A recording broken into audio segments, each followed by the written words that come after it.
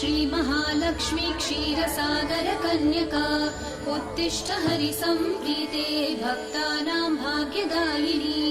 श्रीलक्ष्मी श्रीमहालक्ष्मी क्षीरसागरकन्यका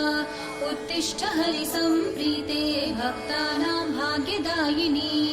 उत्तिष्ठोत्तिष्ठ श्रीलक्ष्मी विष्णुवक्षस्थलालये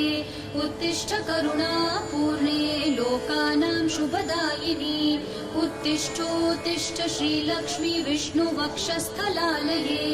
उत्तिष्ठ करुणापूर्णे लोकानां शुभदायिनी श्रीपद्ममध्यवसिते वरपद्मनेत्रे श्रीपद्महस्तचिरपूजित पद्मपादे श्रीपद्मजातजननी शुभपद्मवक्त्रे